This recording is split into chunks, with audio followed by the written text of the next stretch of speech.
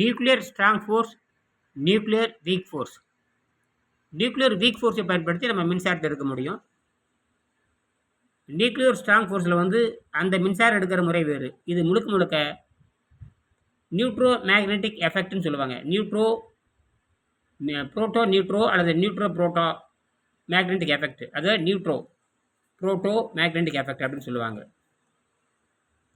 இதில் பார்த்தீங்கன்னா அந்த தெர்மோடைனமிக் அப்படின்னு சொல்கிறோம் இல்லையா, 2 தெர்மோடைனமிக் இருக்குது. க்ளோஸ்டு சர்க்யூட் தெர்மோடைனமிக், இது ஓப்பன் சர்க்யூட் குவாண்டம் தெர்மோடைனமிக். அது க்ளோஸ்டு கிளாசிக்கல் தெர்மோடைனமிக், அது ஃபெயிலியர். சாதாரண அது ordinary classical thermodynamic is failure. இது அட்வான்ஸ்டு குவாண்டம் தெர்மோடைனமிக். குவாண்டம் தெர்மோடைனமிக்னு சொன்னாவே quantum thermodynamic activated by multi functional effect. Quantum thermodynamic is running in multi-functional dimension. ஆனால் classical dimension சொல்கிறோம்ல, classical closed circuit classical தெர்மோடைனமிக்கிறது அது வந்து வர்ஸ்ட்டு எஃபெக்ட்னு சொல்லலாம். அதான் அப்போ இங்கே 2 தெர்மோடைனமிக் இருக்குது. Ordinary thermodynamic, this is special quantum thermodynamics. There is a 2 kind of thermodynamic. Ordinary thermodynamic effect, this is quantum thermodynamic dual effect and multifunctional effect. இதை புரிந்து கொள்வது செய்து பார்க்கும் பொழுது தான் புரிந்து கொள்ள முடியும். ஆக இது வெறும் கொள்கை அல்ல, இது இயற்கையாகவே புரோட்டான் எஃபெக்டில் வேலை செய்யக்கூடியது. பாருங்க என்ன வாங்குவாங்க தண்ணிக்குள்ள,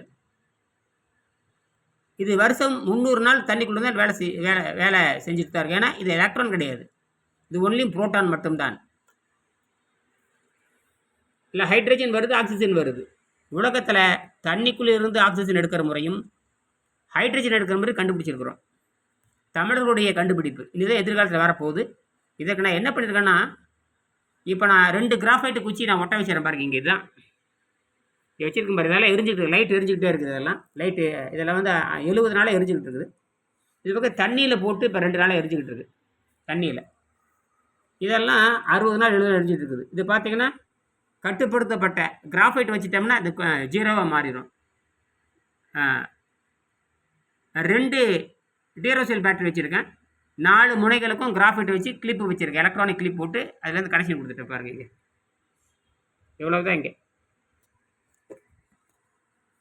இதுதான் என்னுடைய செட்டப்பே. எப்படி எரிஞ்சிட்டு இருக்குது பாருங்கள்.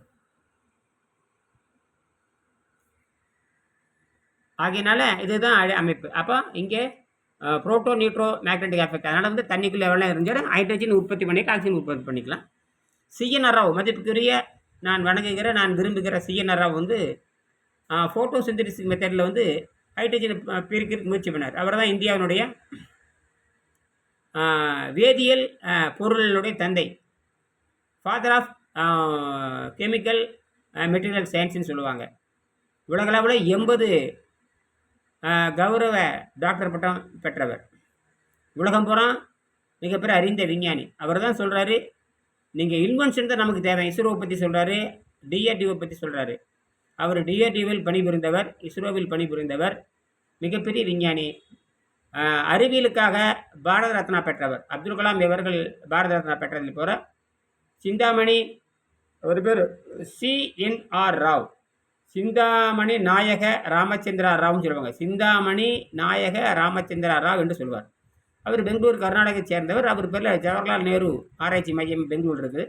மிகப்பெரிய மேதாவி, மிகப்பெரிய அறிவியல் சிந்தனை. அவர் கூட சூரிய ஆற்றலை பயன்படுத்தி டைட்டானியம் ஆக்சைடு, அப்புறம் டைட்டானியம் ஆக்சைடு பயன்படுத்தியிருக்காரு.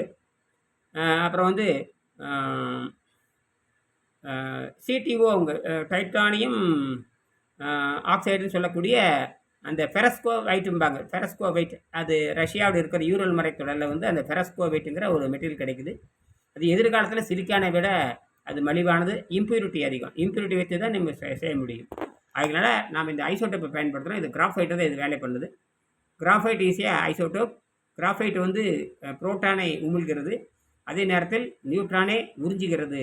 இது ஏற்கனவே விஞ்ஞானிகள் சொன்னது தான். ஆனால் 2 வேலை இருக்குன்னு தெரியாது அவங்களுக்கு. தெரியாதுன்னா அப்போ அது தேவையில்லை. இப்போ நான் கண்டுபிடிச்சிருக்கேன். அதுதான் விஷயம். அதனால தான் தண்ணிக்குள்ளே வச்சுக்கிட்டேன்.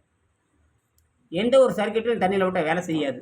எலக்ட்ரிக் சர்க்யூட் இது வந்து பார்த்தீங்கன்னா புரோட்டானிக் சர்க்யூட். அதனால இது தண்ணிக்குள்ள நல்லா வேலை செய்யும். 0ல் வேலை செய்யும், 0 கிராவிட்டியில் வேலை செய்யும், 0 ஃப்ரிக்ஷனில் வேலை செய்யும், அப்சல்யூட் 273.15 டிகிரியில் வேலை செய்யும். சரிங்களா? நன்றி.